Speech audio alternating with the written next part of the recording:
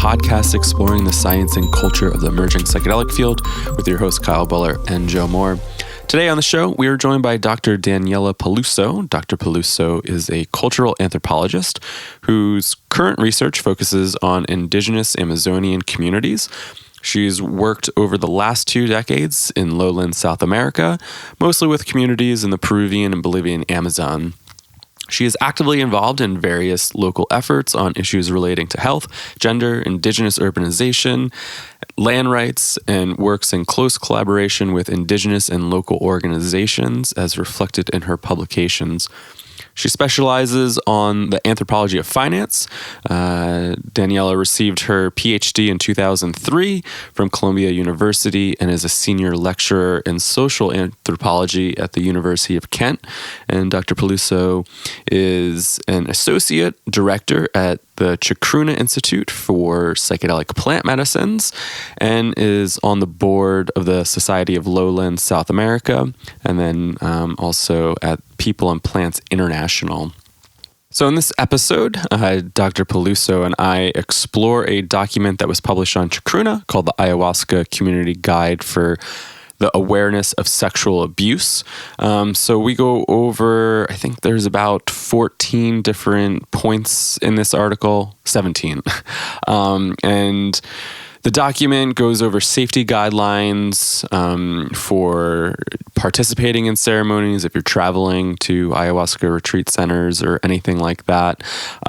This is a really great document. Definitely check it out. If you're planning on participating in ceremonies in another country or, even if you're participating in underground stuff, I think the stuff that's in here is just really important. And this also kind of helps follow up on our episode with Laura Northrup about sexual abuse that happens in these spaces. So the more that we can raise awareness that these things are happening and also educate folks on, how to maybe set boundaries and just the little nuances of, the community and the medicine space that, if this is your first time going to another country and exploring these medicines, maybe you don't understand everything. And so what Chacruna has created here, I think is a really valuable resource for anybody looking to do any medicine work, especially in places in other countries. So if you want to check out this safety guidelines and this document, it's published in multiple different languages. You can go to chacruna.net, and then we will also have a link on our show notes. So you can go over Psychedelics Today and check out this episode, and we'll have a link in there so you can go over and read that document. And that's it for this intro, but just want to tell everybody on how to support the show. So if you haven't done so already, subscribe to our podcast, iTunes, Stitcher, Spotify, Google Podcasts. I don't know where else you listen to podcasts, but anywhere you listen, definitely subscribe. If you're feeling called to it, you can leave a review on iTunes or Facebook. A really awesome way to help out is to share some content. So if you like this podcast, if you follow us on Instagram, you want to repost any of our pictures or photos on there, that helps out. Sharing and spreading the content helps out tremendously just to get it out there. So if you want to support the show, subscribe, leave a review, share, and then we also have a Patreon if you want to donate that way, patreon.com/psychedelics today. And if you have any comments, questions, feel free to email us at psychedelicstoday@gmail.com. And I hope you enjoy this episode with Dr. Daniela Peluso. All right, welcome back to Psychedelics Today, everybody. Today I am joined with Dr. Daniela Peluso. Thanks for joining us. I'm excited to chat with you. Hi, thank you. Thanks so much. It's very nice to be here. Yeah, can you give a little background about who you are and how you got interested in this whole ayahuasca psychedelic world? Okay, all right. Well, I did my PhD in anthropology, but actually before I even did the PhD, I was interested in rainforests and conservation. So I was living in Amazonia. I was involved with indigenous peoples and their federations and a particular indigenous health movement. And, in doing my PhD, which was really about women's social power, I became interested in all of the changes in the area that I worked in, which is Madre de Dios, Peru. And there was a lot going on there. And in the time that I was there, when I began in the mid-'80s, ayahuasca was something quite clandestine. I mean, if you wanted to do ayahuasca, someone had to really seek it out, and it wasn't something that would instantaneously be available to you. And I saw that change over time to the point where there were lodges and more shaman and quite a promotion, and what is known today as ayahuasca tourism. So I saw that movement. But even though my research was in another area, I did actually start to become more interested when I began to hear directly from women over those decades that they were experiencing some things that were unusual that, we would in the Western world, call sexual harassment or even abuse. And I began to interview these women, interview participants, interview shamans, and try to find out more and more about this. And that's kind of what has brought us to the topic of today. And, I hope has told you a little bit about my background. Yeah. And I guess to give, I guess I always end up recording an intro for this. But so today we are going to chat about the Chacruna's Institute Ayahuasca Community Guide for Awareness of Sexual Abuse. So I'm excited to chat about this because it is something that's been, I don't know, it seems to be coming up pretty often, and it's a really important thing for people to know, and almost kind of like a harm reduction approach too, right? For people that are kind of going down to the Amazon and partaking in ceremonies and going to retreats, and just to kind of know ahead of times, like what type of research to do and really what to ask and look out for to really stay safe. That's right, Kyle. That's exactly, what the guidelines that Chacruna has written are about. It's about awareness. It's about people informing themselves before they take any kind of journey, whether they travel or whether it's local, and just being prepared. And it's not about like dictating this is what you need to do, and if you don't do it, things will go wrong. Right. It's actually much more about there are contexts in which the possibility of some form of abuse can happen. And if you know about it in advance, then, you can, improvise around it, avoid it. But the actual knowledge of certain contexts in which it could happen, and of course, for the most part, doesn't, but increasingly has, then, we trust that people will, use that information in a way that will. Well, could you say that last part? It cut out a little bit. Okay, that they will use this awareness and information in a way that will inform their behavior and benefit them. Yeah, awesome. This might be kind of just a normal question. What sparked Chacruna to write this document and want to get it out there? Oh, okay. Well, that's. I know I can tell you at the point in which, I became involved with Chacruna. Mm-hmm. And of course, my involvement begins sort of indirectly just through my involvement with Bia Labate and Clancy Kavnar as editors, because as I mentioned, I began to notice this phenomena, and I had some interest in writing about it, but had never taken the time to do so. And I had written a small article on ayahuasca, which actually is not in the public domain, but Bia Labate had come across it, and she approached me and asked me if I wanted to participate in one of her volumes with Oxford University Press. It's the Ayahuasca Shamanism in the Amazon. And, I told her what I wanted to write about, and she felt that it was very timely, and she thought that was something that she herself was concerned with and hearing about. And, and that's what kind of put that piece forward. Well, that piece going forward, and also at the same time, Bia Labate did a presentation on it at a women's visionary conference, and she presented on sexual abuse in ayahuasca circles, and I know that also sparked a lot of people opening up about abuse. And at that point, sometime, I guess that would have been around 2012, she discussed coming up with guidelines. And it was just something that we didn't do right away, because we know that guidelines themselves can be problematic. Right. Something that in legal contexts and even in, like, let's say, rape prevention organizations, that they actually try not to do, because sometimes when you have a guideline, you can say, well, this is not a good idea to do this. And then if someone does it, it almost feels like, well, then they did it, then it's their fault. And you don't, under any circumstances, want that to be the case. I mean, it is never anyone's fault when... certainly not a victim survivor's fault if abuse happens. So guidelines have to be more sort of general sort of scenarios about, this is kind of what's going on, consider this, So Chacruna evolved, kind of simultaneous and post, the piece and Bia's presentation.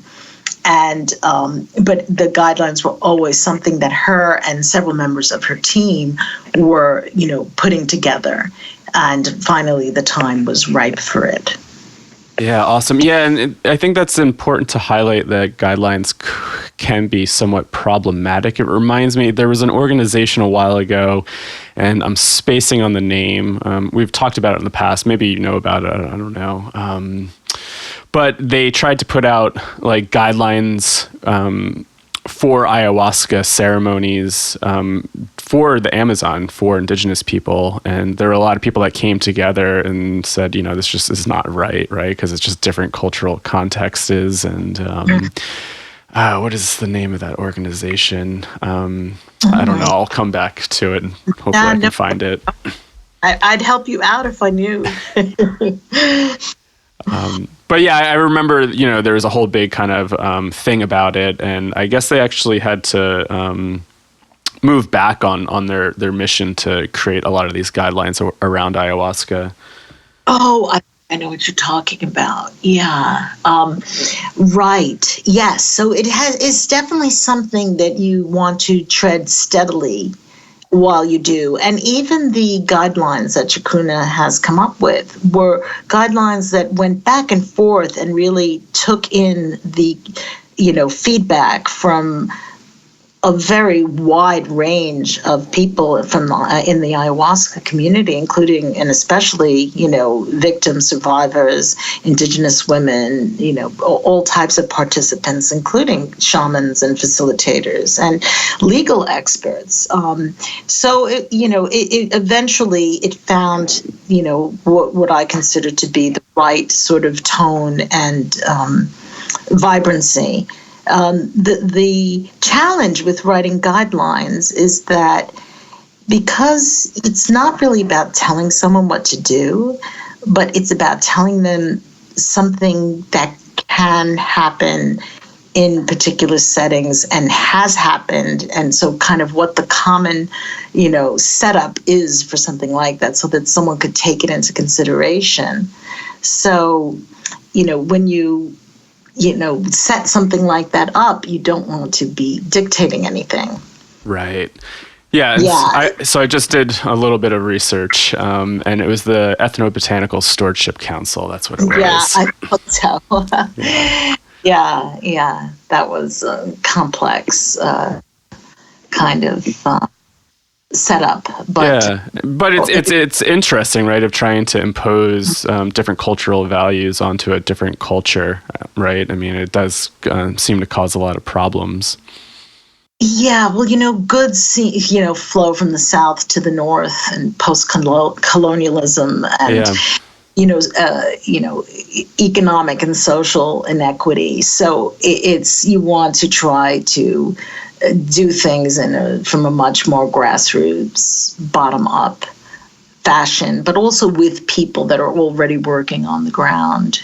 So I think with all of these things, it's really time and dedication and experience that can, come up with the most useful kinds of, advice. Cool. So maybe we can transition and chat about some of these guidelines for sexual awareness. And maybe I'll read off just like a few of the bullets, and then you can go into a little bit more detail about what that means. Cool. So the first two I think are pretty similar. Consider drinking with friends, and also consider drinking with experienced women and couples. Yeah. Okay. All right. Well, please feel free to add anything. Cool. So consider drinking with friends. So, I mean, certainly, again, it's fine to go and drink on your own and do things the way you want to do. So if anyone's kind of apprehensive, or, there's somewhere they've never been before and they're just kind of looking to tread lightly and to make sure that there's no sort of holes in the road, it was really wise to consider to drink with friends. And if not friends, at least people that you feel comfortable with. And the reason for this guideline is because in many cases of abuse, though certainly not all, people may have been alone with the healer, right, or not known anyone else in the ceremony. And the second one you mentioned was consider drinking with experienced women or couple. So we know that most shaman are men, not exclusively, but most ayahuasqueros, are or have been. There's certainly a trend changing that. But even in the case where you go somewhere and there is an experienced healer who is a man, there are, say if there's some facilitators are women, or maybe more participants, at least, maybe ensure that you're not the only woman present. Yeah, those are really great points. And I think when we were chatting with Zoe Helena from Cosmic Sister, this is something that she pointed out as well. Just, being able to go down with somebody, or with a friend, or going down with a group, just so you're protected, right? Like sometimes this abuse can happen in groups, right? But maybe more likely to happen if you're doing individual sessions and whatnot. And also to highlight, I think this guideline seems to be oriented towards women and females, and I think it does say in the document here that it does happen to men. And it reminded me of a story. Somebody was drinking alone with a shaman, or maybe it wasn't with ayahuasca, but something else, and they said they just had a very strange experience of the person saying, like, for me to activate this, I need to touch you in this way. And this is a male, and was like, whoa. So even just having somebody there to be like, hey, I don't feel comfortable with this, and maybe you feel a little bit I guess more power to maybe speak up if you have an extra support there. That's right. Yes. And the other thing that guidelines do by default is to make other participants who are not victims aware of what could be happening to others who are either silenced because they're in shock, or confused, or perhaps under the influence. So that also is really helpful. Mm-hmm.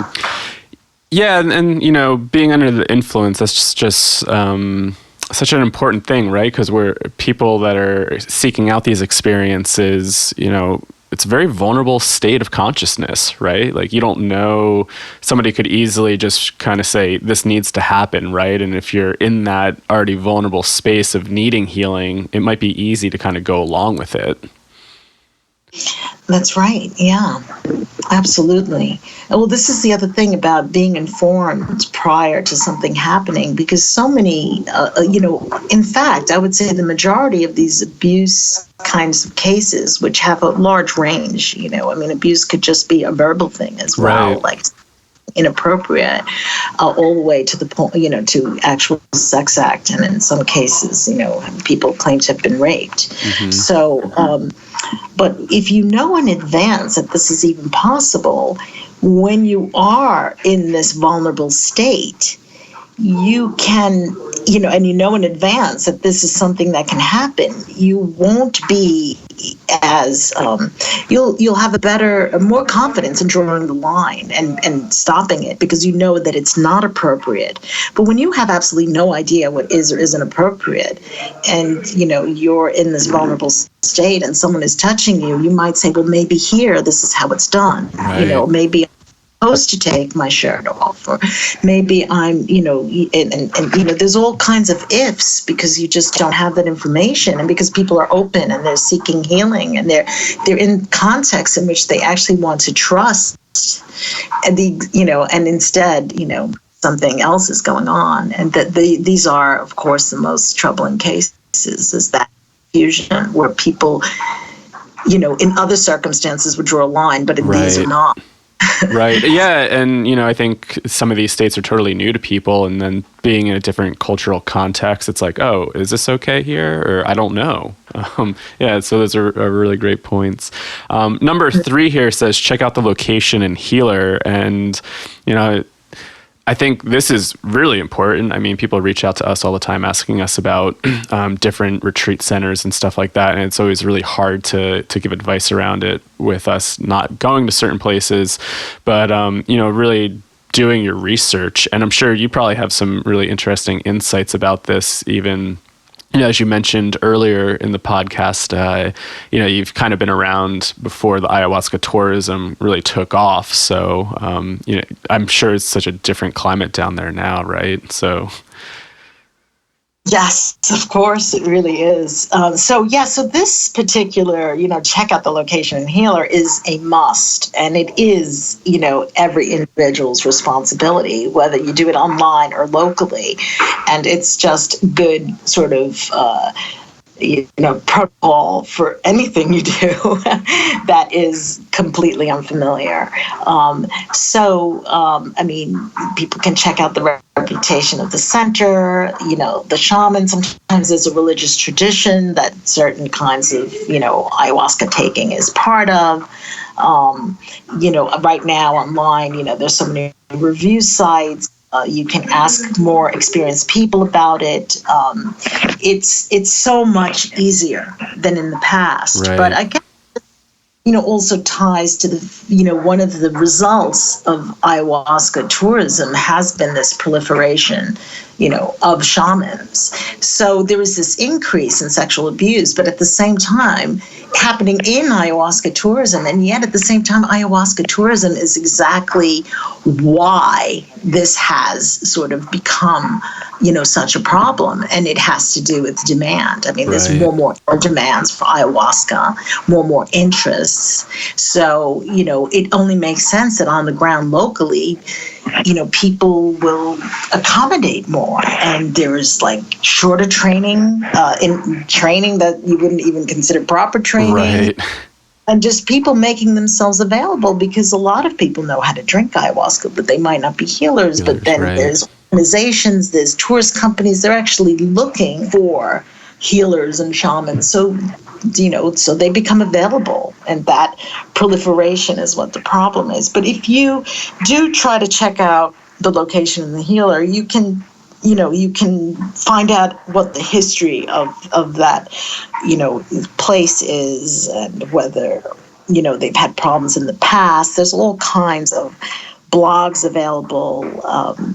And just because a tourist organization has a lodge on its list or as part of a package does not mean that it's a place that follows practices that align with Western expectations.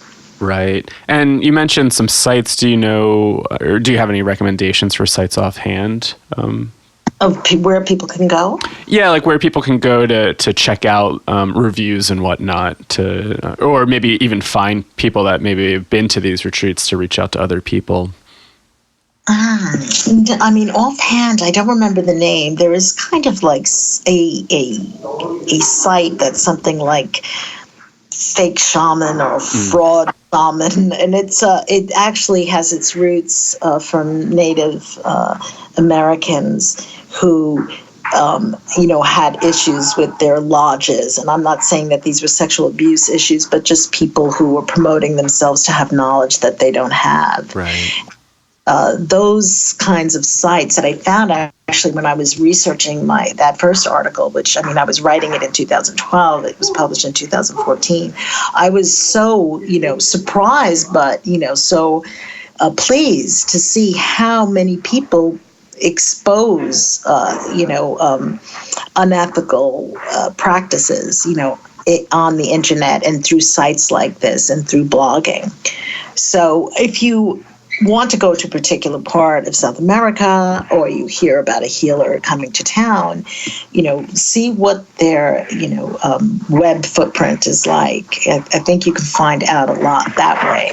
Yeah. But also find out about the people who are recommending, maybe they've just gone down there once and they've met someone, they're over enthusiastic because the experience is something that can be so life-changing that they then consider everything around it to be positive.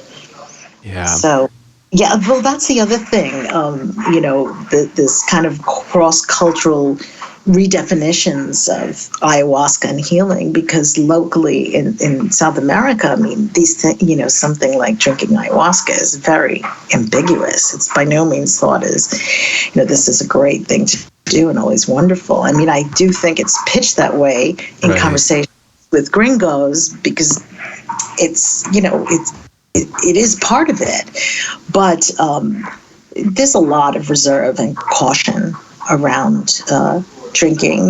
Not just in terms of sorcery, but because of the potential for any kind of cross-reality sentient beings of interacting with humans in ways that might not, that could be harmful.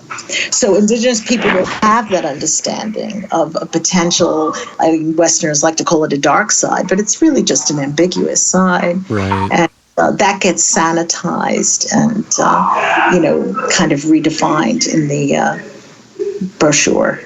Right. Yeah, and I definitely want to jump back to that topic maybe after we go through these guidelines. It was actually something I had written down here from our previous conversation on our last call, and that just is just a really interesting conversation to have in general.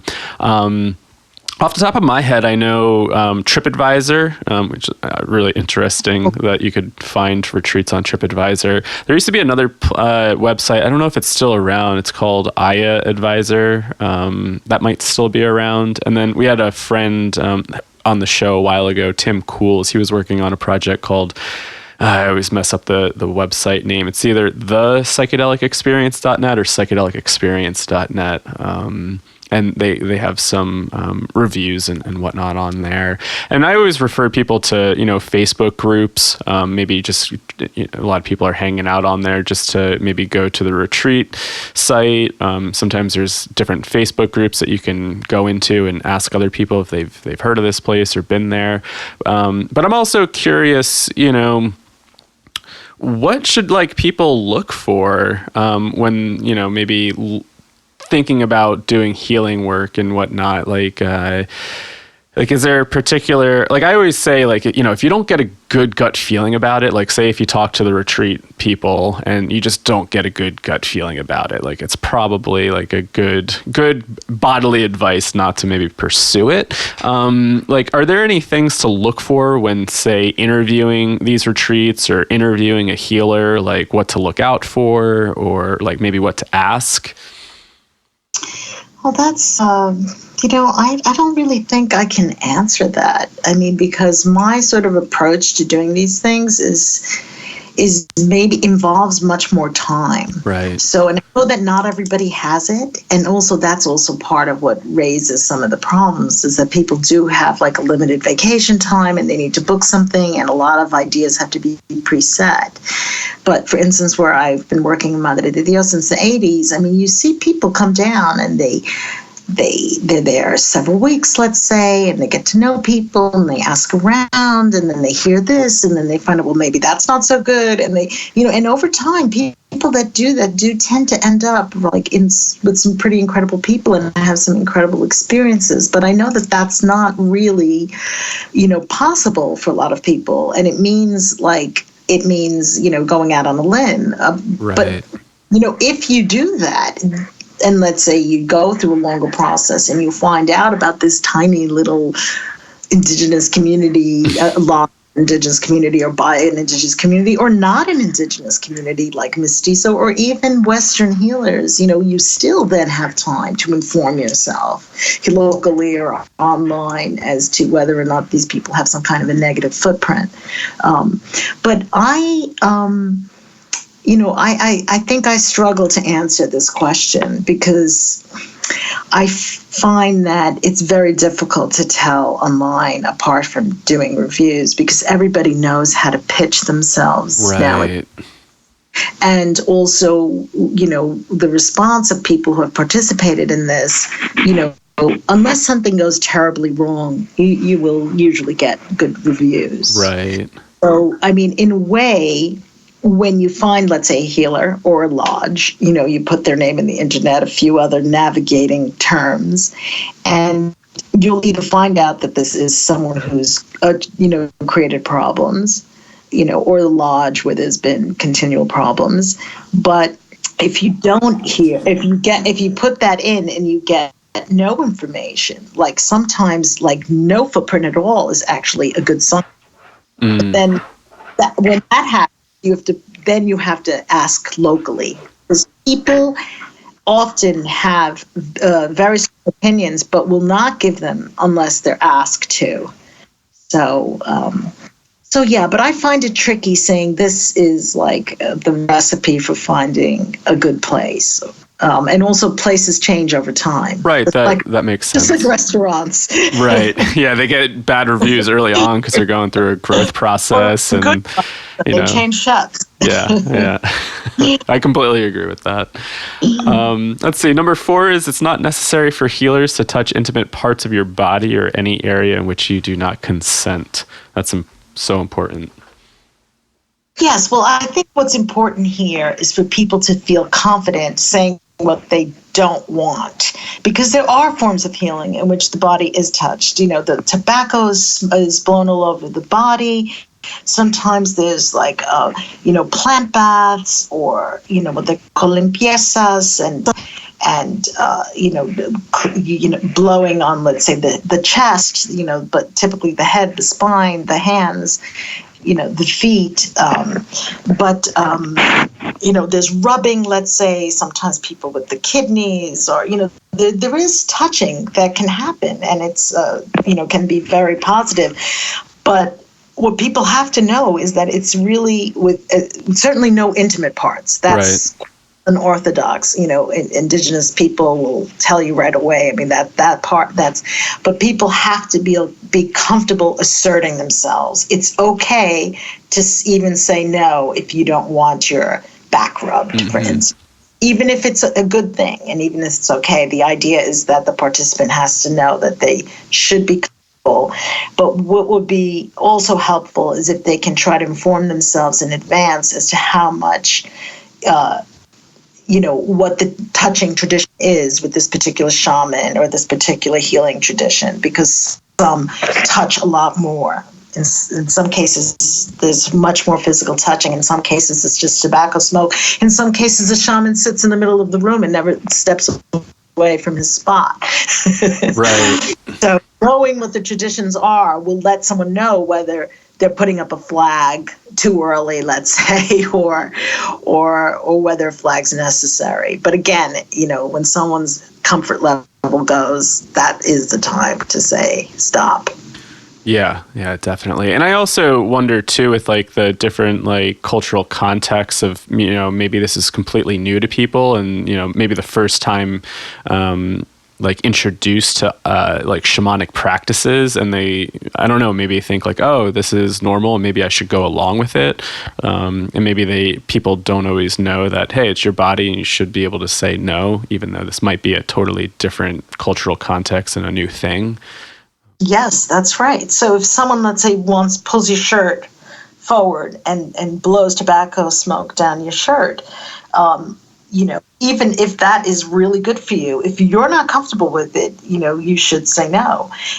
But at the same time, we have to accept the fact that that could be a healing tradition and that the shaman is not a predator. Yeah. This other one says do not remove clothes, and I'm guessing that has to do with like plant baths and, as you mentioned, the tobacco smoke all over the body, blowing it. And so, yeah, can you talk a little bit more about that? Yes. It's really about the idea that nudity is not typical, and it is certainly not expected. And this, I think, is an important point for people to know in advance, so that if it is required that they, let's say, remove their underwear or something like that, they should know immediately that something is wrong. Mm-hmm. So these are I know of no traditions really in which you're, required to remove like undergarments. Right. Knowing this in advance makes a big difference. It allows you to stick with your intuition, or to know, okay, it's nice to be trusting, but now I realize I'm in a situation that's not really good, and I need to probably work yourself out of it entirely. Right. Yeah. And I guess even just pointing that out, that you said you don't know of any tradition that would be doing this, right? And so just even becoming aware of how some of these traditional ceremonies are held and how they're offered can be really important for people to understand maybe what to expect, right? Exactly, yeah. So number 6 here says, look out for warning signs that a healer's intentions with you might be sexual. So what are some of those warning signs? Well, overly touchy. When healers start talking to you about how they have an open marriage, or how sex is really important for healing you, or try to do things, tell you, act as though they're giving you special treatment and no one else is getting it, or trying to have like a kind of a secrecy bond, or sometimes when they, there's like love magic, pusangas and things like that, if someone approaches you to talk about these kinds of things, that's not typical. I mean, these things exist, but it's not typical to, bring these up and to try to kind of arouse people's interest in them. There's the other thing is like if the healer lets you know that you're very special and you're chosen and they've been waiting for you. I mean, this is a really common one, and I mean, I hear this from participants when no sexual abuse has even happened, but some kind of power relation is at play, which is they arrive and the shaman's like, I've dreamt of you.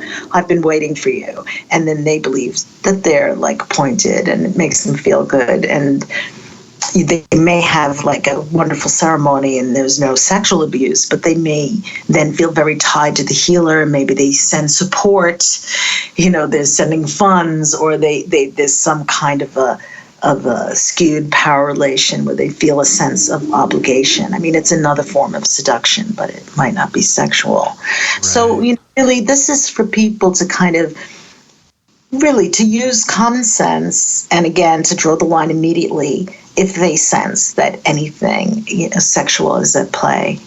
Yeah. That's interesting about, like, say, the shaman dreaming. It reminds me of, are you familiar with the work of Martin Prachtel? No. He's grew up on a Pueblo Indian reserve, and then I think in his 20s just got this call to go down to Guatemala, and he got to this village, and one of the head shamans comes out. He's like, oh, finally, you've come. He's like, I've been waiting for you. And at that point, Martin was like, oh my God, this is the person that I've been dreaming of, who's been showing up in my dreams. And he took him under as an apprentice and became one of the head shamans down there in the village and whatnot. But he writes about that in his book, The Secret Secrets of the Talking Jaguar. So not so sexual, but I wonder, like, is that valid? Like, does that happen? I don't know. It's really interesting. Kind of gets more in that transpersonal phenomenon. Yes, well, dreams are, so, in Amazonia, there's different kind of ontological thinking, epistemology, and these ideas of cross realities. And so dreams are definitely portals, they're bridges between different worlds. And one of the ways in which different worlds can communicate to each other, just like ayahuasca is. Mm-hmm. And for instance, when someone is alone in the forest, sometimes when people hunt, when someone is very ill, these are all moments in which someone can traverse, a different reality. So to tell someone that, something has happened according to dreams actually is legitimate. Mm-hmm. But, as you say, it is common. With healers, I think Carlos Castaneda as well has some stories about being, arriving and, someone knowing who he is in advance and waiting for him and so on. But it has also become rhetoric. Right. People do know that it is, a way to accomplish certain things, whether, some kind of resource, whether it's a social, economic, or sexual. So it is certainly known to be rhetoric as well. Right. And that's important to know. And, I always come back to the discernment, right? If somebody's saying that, like, what is your body telling you in this moment? Like, is there a little bit of hesitation? Really kind of tuning in and learning that skill of discernment so you kind of can navigate maybe what's not real and, or maybe what is, like what you feel good about. And you're like, okay, maybe this is somewhat legit in any situation. Sure. Yeah. You will want to leave that possibility open. And of course, that would always be another danger with guidelines, is that they really frighten people too much, Right. Accept the fact that perhaps someone has been waiting for you and has drugged you.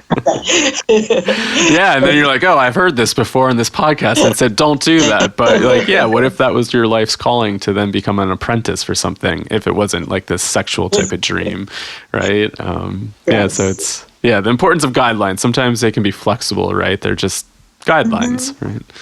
Well, this is what we hope that, that we've done, at Chacruna, is to actually not nail them down too much, but just be enough to raise, consciousness and awareness of potential scenarios. Yeah.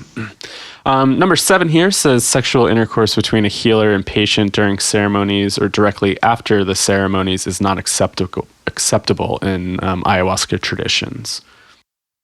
That's right. I mean, locally, sexual relationships in the ayahuasca context are not advisable. And, especially among people not known to each other.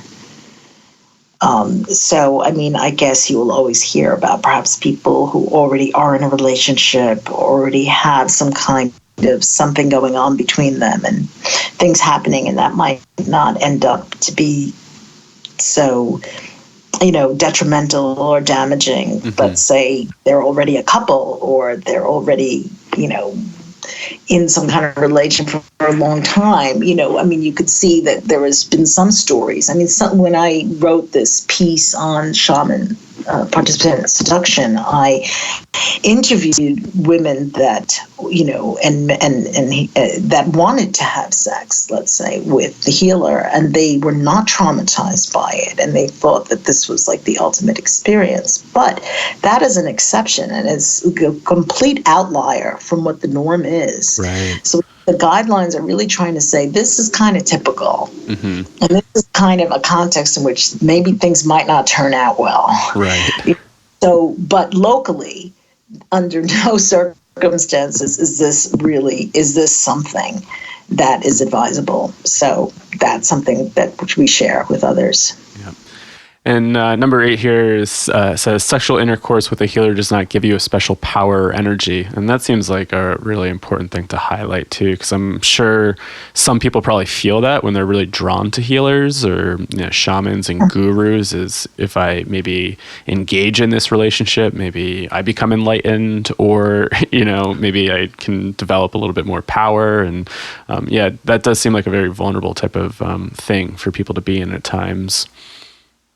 Yes, absolutely. And this is really common, across psychedelic and religious traditions, that, whenever there are people who, either know how to heal or know how to connect or know how to speak well or are at the center of any kind of ritual, that people will be drawn to them and feel attracted to them and may want to, have a relationship with them, and that they feel that if, that there's something special about that, and that they will gain, special powers and energy from, let's say, being with a shaman. I mean, as we mentioned before, there may be shaman that might even say that, but even without them saying that, there are people that will feel a very strong attraction, just like, there's often, like issues of transference and psychology. I was going to say, I mean, this is a pretty common thing to navigate even in therapy, right? It's just that kind of healer role of, oh, this person knows something about me and they're able to heal me, right? Exactly. And this is what Freud, talks about in psychoanalysis. He says that it is actually a normal part of the psychoanalysis that at some point there will be an attraction from the patient to the psychoanalyst, and that's when kind of the real stuff comes out. But what's important there, that Freud says, is that, the healer or the psychoanalyst, can't have countertransference. They have to be trained to deal with those emotions that come up in people, but that's a completely Western setting. Right. So you take that kind of attraction and you put it somewhere else where there's no, Freudian traditions of dealing with attraction that's misplaced. Then you have a context, especially with all this tourism, in which a lot of, surprises and misunderstandings, can really take place. Mm-hmm. Yeah, and even kind of from that therapeutic approach, it makes sense from that other side, right? It's like, oh, here's somebody I've totally opened up to, shared really intimate things with, and I've never been able to share this before. And I'm sure, being able to be so open or go to an ayahuasca ceremony and kind of really get down to the rawness of who you are and being able to share that with people and that connection, it's like, oh, wow, this is something I've never felt before, right? Yes. And I guess it can be really attracting. Be like, oh, there must be something here if I'm able to open up and explore this with you as a person or a healer.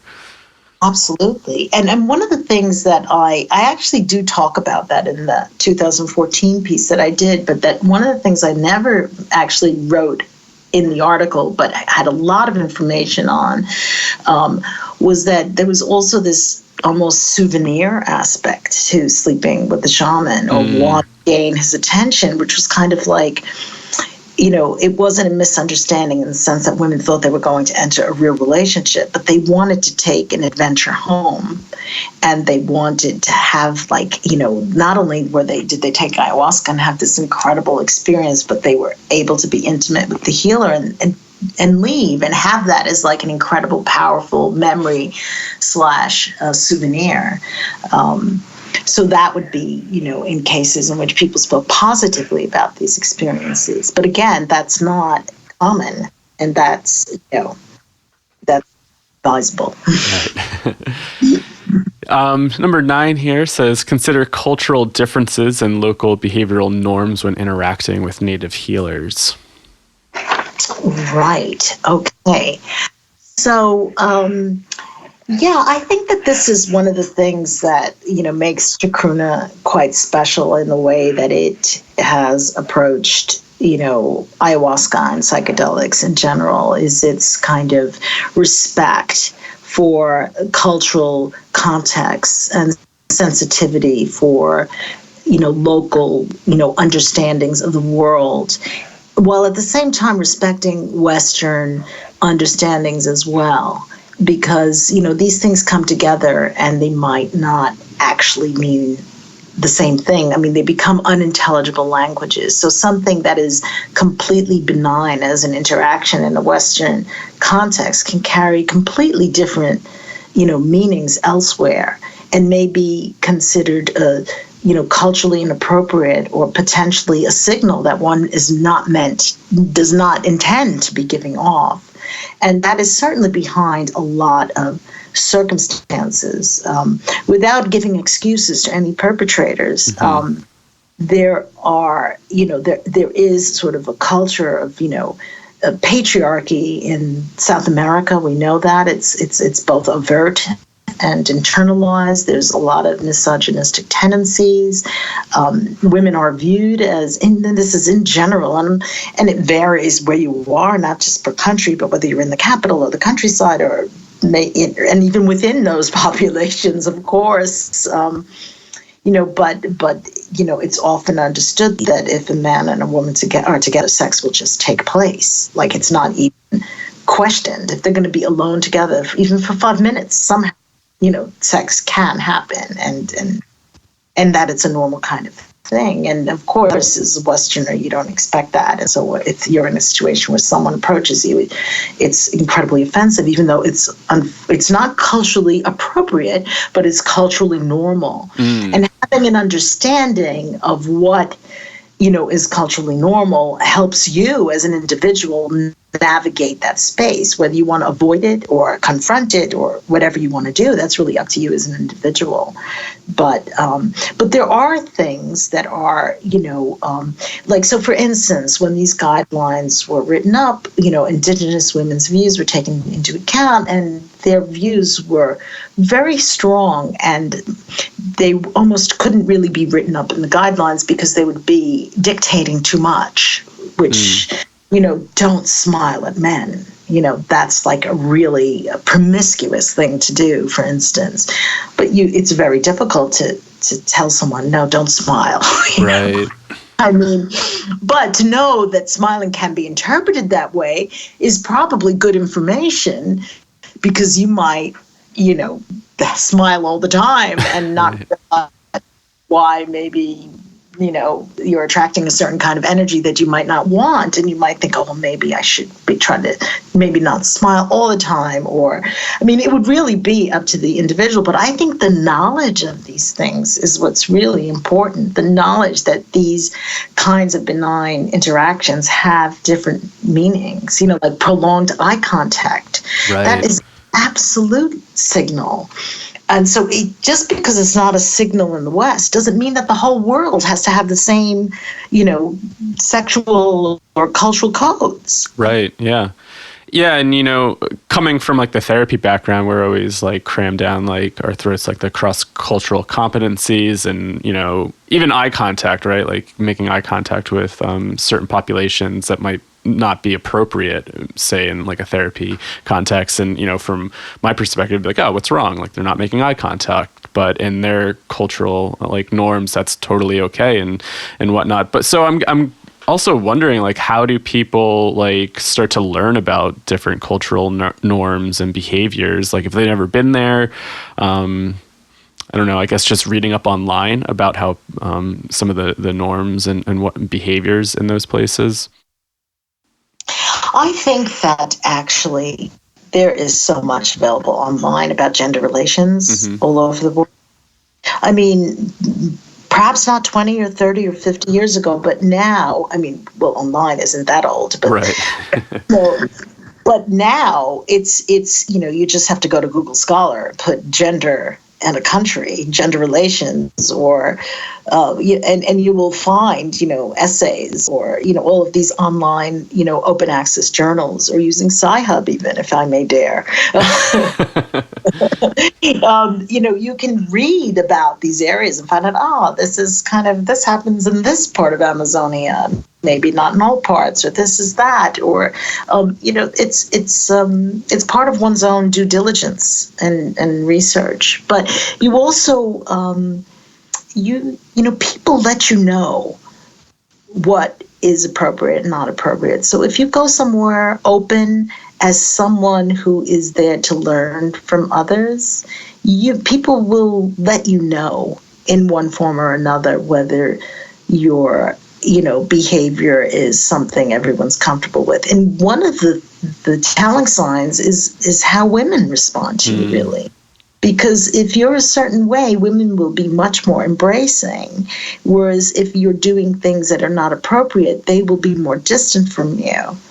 And you can just ask them. I remember when I first started having to travel to indigenous communities, I would go to the women, I'd say, where should I sleep tonight? What do I do? And in just those kinds of settings, I learned so much. And in fact, what I learned in those early days stayed true to the very end, the kinds of advice and counsel that they gave me.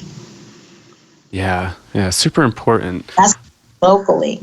Ask locally. Yeah, and it's so helpful. I mean, I'm even thinking about when I was doing some shamanic studies, and I studied with an Abenaki elder doing some plant medicine. She was just telling me about, local native customs and whatnot. And it came in such handy when I ran into a problem. I was at this event called the Gathering of the Elders in Vermont, and it was just all these indigenous folks around, and some of the advice that she gave me, I was like, oh, okay, I can implement this now, and I know that maybe how to approach somebody differently, and it was just really helpful. And the situation I was in, actually, I took her advice, and it was actually really helpful. I was like, oh, I'm glad I knew that, right? Because otherwise, if I didn't know that, it might have ended up totally different. Right. That feeling of, well, I'm glad I knew that is exactly, what everyone wants to. Everyone wants to avoid not being glad that they knew something. Yeah. So that's why just getting as much information as you can beforehand without thinking it's going to dictate your autonomy is a big difference. And this guideline might also kind of go into the last thing that we talked about, but consider cultural differences and local clothing customs. So again, just kind of knowing norms and whatnot of the culture. Yes, absolutely. And it gets back to this kind of idea, which is really about, ethnocentrism, which ethnocentrism is when someone sees all of the cultures as being the same as their own and perceiving the world in the same way that they do. So, it's about letting go of that ethnocentrism. Whether it's your own ethnocentrism or understanding the ethnocentrism of others. So, you may feel that everybody has the right to wear a bikini wherever they want, right, for instance.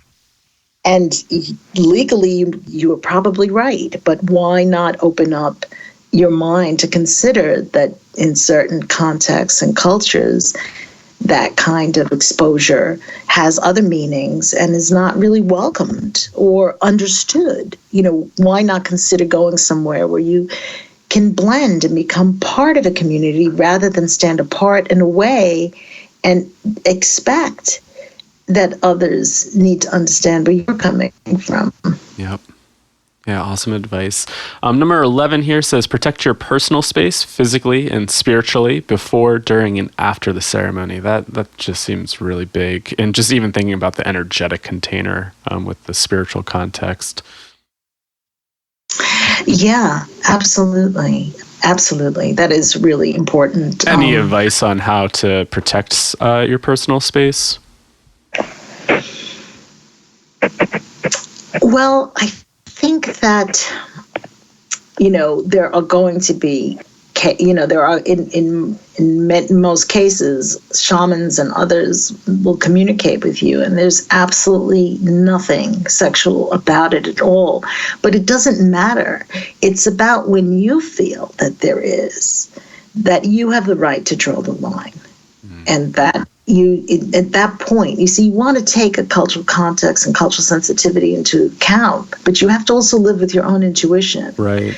And so if you take all that into account and it informs you and you have a sense about things, but the moment that you feel that something is not right and you're not comfortable, but confidence of drawing the line, is what makes the difference. Everybody has that right, and in no circumstances will someone be outcast for it. They'll just say, well, that person has drawn a line. Right. That's that. That's as far as they want to go with this ceremony, with this vision, with the healing process, and it's up to them, and nobody will question that. awesome to know. It's so important with drawing boundaries. I always wonder that with like, I've heard people like going to ceremonies and like almost, I guess, like being persuaded forcefully to engage in maybe more sessions that they feel comfortable. Like they had a really powerful session. They're like, maybe I just want to take a day or two off. But, maybe the shaman's just like, no, I think you need more, right? How do you even draw a boundary between that and say, I know my body and I know what's coming up for me, and it's telling me that I need to draw this boundary. Yes. And in fact, the moment you find you have to start justifying why you're saying no, something's wrong. Wrong, yeah. Not just with a shaman, but, with the car salesman, with the other. When you say, no, actually, I'm fine with this, and someone's pushing, something's not, it's probably not a great situation. Yeah. That's great advice. No means no, right? And you shouldn't have to explain yourself. Yeah. Number 12, be wary of healers who offer psychoactive substances other than those used during ceremonies. That's an interesting one. Yeah, because it's not usual to mix additional substances, but there are some traditions that do, and it's about being informed, that of what the traditions are. But it's also important to know that these mixtures have often been cited as culpable in context of sexual abuse. Traditionally, I guess, what have you seen used adjunct to ayahuasca ceremonies? Because I guess now, like, you definitely see, people using rape or nunu during the ceremonies. And then, I've also heard other people using combo during ceremonies or maybe before and after. I'm just curious, like, traditionally, what have you seen like that's been used adjunct or in conjunction with? Rape, yes, I've seen, and combo definitely not. Not yet. I guess the toe, which is the datura, being mixed with ayahuasca, that would be the most common combination that you come across in Amazonia. But for someone drinking for the first time, it's really I don't want to impose my personal opinion, but I would be cautious. Yeah. He's a shaman, not a saint. Or maybe she's a shaman, not a saint as well. Exactly. And thank you for saying that. Same with her. Exactly. Yes. And it goes back to what we were saying, about someone who has some kind of religious prestige, of being seen as like some sort of prophet or guru.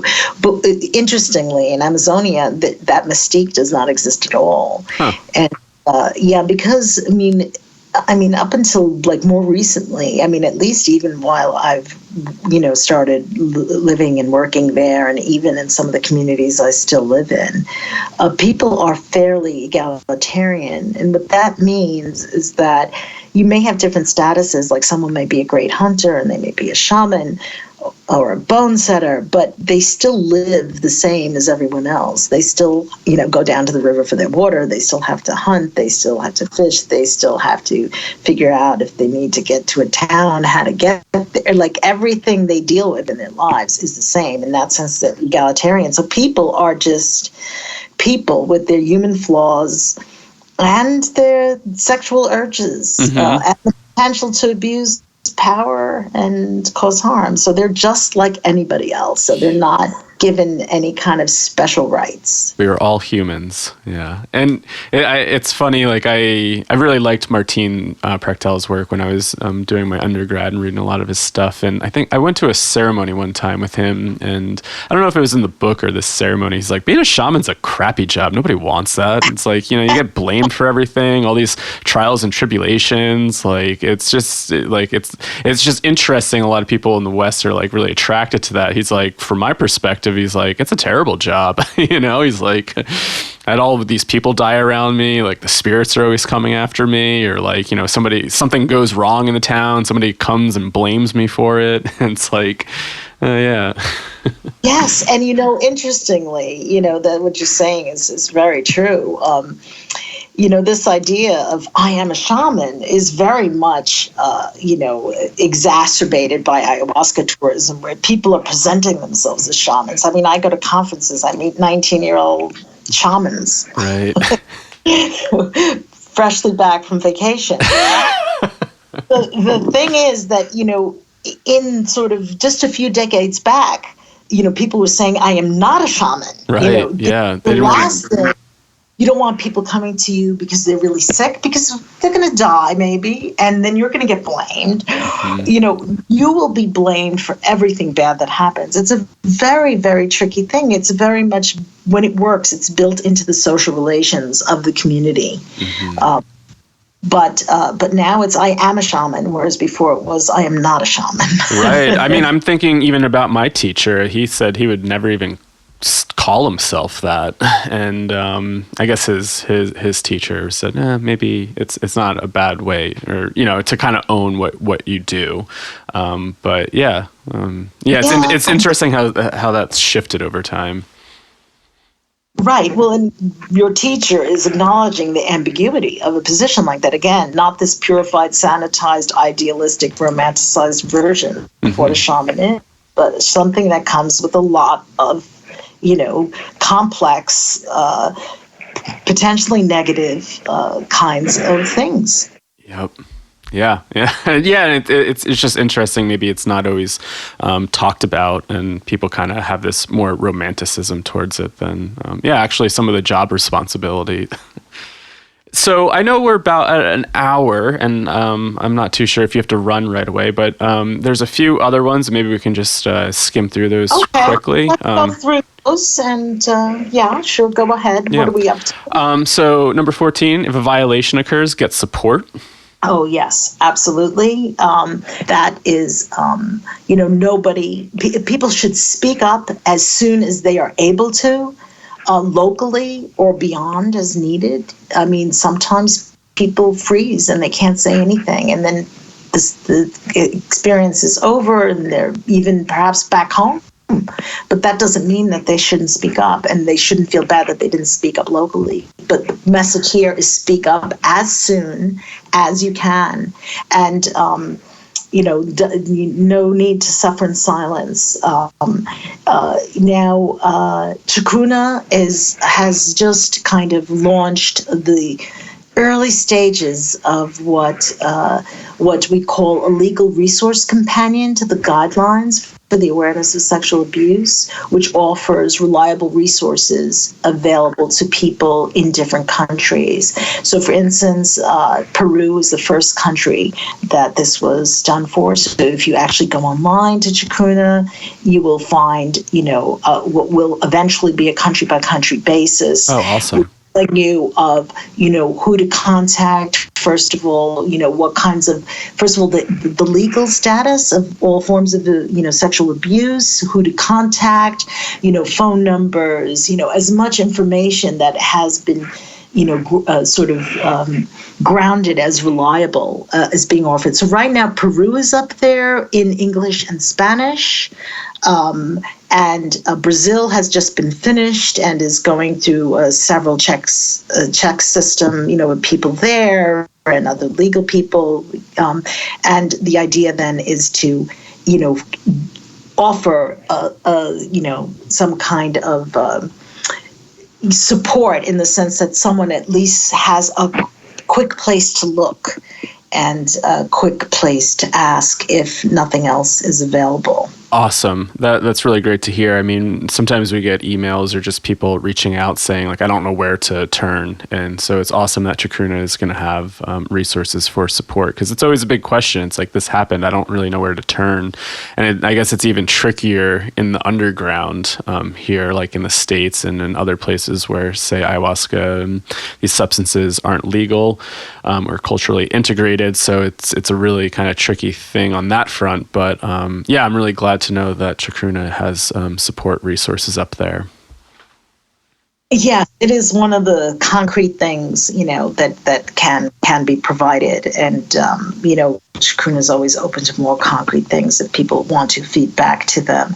The other thing is the guidelines themselves are available in 5 languages, which is also hopefully going to contribute to more awareness about sexual abuse.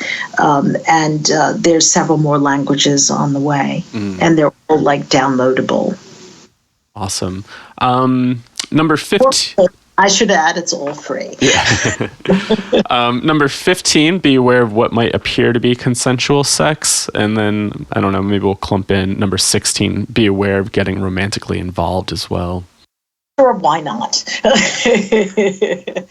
Be aware of getting romantically involved. Now, I would say that's true for any holiday romance. Yeah. Perhaps, just teasing. Okay, so consent and what is consensual comes down to a mutually intelligible language and to open and equal communication and honesty and clarity about power dynamics. So without that, what can originally seem or feel like consent in the afterthought will perhaps reveal itself to be something not so straightforward.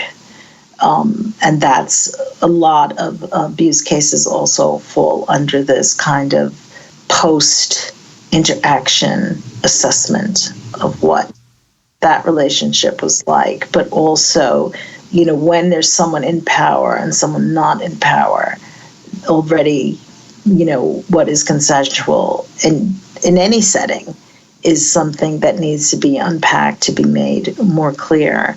And it's interesting with ayahuasca because often everyone says, well, the shaman is so powerful. And for people in South America, they feel that the Western tourist is actually quite powerful. Oh, interesting. Yeah, so it's really so interesting to hear different takes on power relations because, nothing is fixed. Everything's fluid. Identity's not fixed. Everyone has multiple kinds of identity. You may be a tourist and you may be something else and you may be female or you may be, whatever these identities are, they all hold their different power positions as well. So there's a lot of things, interacting, but clarity and open and equal communication are in an intelligible language, I think are key to consensual relationships.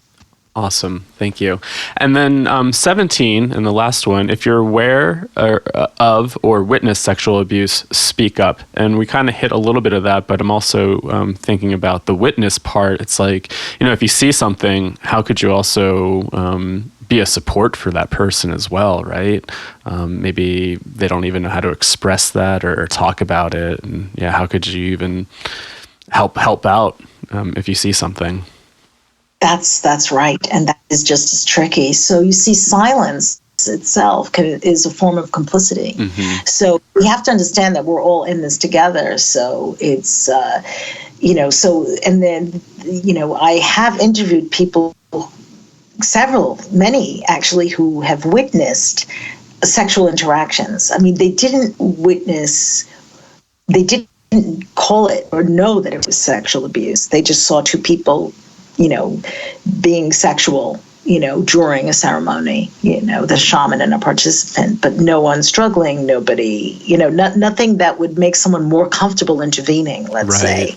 It's like, we might mess up these group dynamics. Let's just be quiet. Right. So suddenly you're tapping on someone's shoulder and they're like, but that situation is very confusing and also very unfair on the participant who's there as well, who is, just like it's unfair for the person to be in a situation like that, assuming that's what they don't want, that would be unfair. But then there are situations in which two people are allegedly consensual, and then there's the participant off on the side who then has their entire experience completely tainted and because of this kind of behavior, which, as we know, is not acceptable anyway locally. So So back to this silence and how one intervenes. I mean, this original point about drinking with friends, and because when you are with people you know and trust, you will be more comfortable.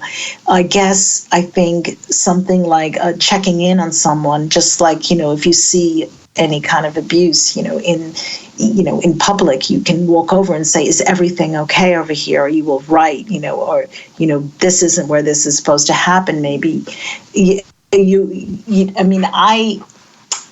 I've never been in a situation where that's happened, so I'm just kind of offering this up as a possibility. But I think to make your presence known and to let somebody know you're there is important. Or to denounce it later, because it's tricky. It's tricky in the cases where the two people doing this are allegedly wanting to do this, right, and they're adults. It's really, because I do know of one case, come to think of it, in Bolivia, where someone tried to break something up, and they were pretty much told by both people, that it was none of their business. That does seem tricky, right? It's like, how do you step in between that when it's like two adults engaging in this, but, maybe from the group, you're like, doesn't seem ethical or seems a little odd. And thinking about just like group dynamics in general, like how is that playing into the whole group in itself, right? Yes. Now, yes. And actually, I did interview a therapist who was at a ceremony in which he witnessed this happening willingly between two people, and was made very, very uncomfortable for trying to even question them about it afterwards. Right. That he, out of order. So, but, if we're part of a community, and every context is going to be different, and again, the guidelines do say drink with friends, so that would change the situation entirely, because friends know they're friends. Right. Yeah. Yeah. And maybe people before a ceremony could say, "Look, I'm on my own. I don't know what's going to happen to me, but, please feel free to protect me if you think I need some protection." I mean, everybody could say that to each other. There's different ways, but one of the things about speaking up and awareness of sexual abuse is, with these guidelines being available in multiple languages, they're in the language of the countries where the centers are. So shamans are reading these, participants are reading these. Yeah, and one of the Chacruna members of this team that put the guidelines together, Emily Sinclair, she's just come back from Peru, where she's actually brought the guidelines to different centers and to the large community in Iquitos. And it means that the facilitators, the people working in the lodges, are reading about this and saying, "Oh, okay," and also learning about sort of Western expectations about what appropriate sexual behavior is. So it's part of a process. Right. Yeah. And it's kind of interesting thinking about like the different cultural contexts. It's like, a lot of these centers are serving, Westerners, and is it good for them to even kind of get education around what Westerners may expect and whatnot? And it's, I don't know. That's interesting to think about as well. Versus like just going down there and having to be just emerge within whatever kind of cultural context they're operating within. Yes. Yeah. Absolutely. Awesome. So this has been great. There's plenty more that I want to ask you, but I just also want to be respectful of time as well. So is there anything else that you want to close with? Or like any last bits of wisdom, advice? Well, I think not to be negative, but I think that individuals have to accept that ayahuasca has become a business and an industry as much as it is a spiritual practice. Mm-hmm. And to know that because of that, it will have all the trappings, of capitalism, including that of exploitation and inequality. and that it would be a mistake to think that those two things are not happening in the same space anymore. Right. Yeah, it's something to really think about and to be aware of and acknowledge. And I know it's a tricky thing. People don't like to always accept that, right? It's a interesting conversation to have, the psychedelics and capitalism and all this kind of business around it as well. But it's happening, and Yes, and again, it's really about awareness. Mm-hmm.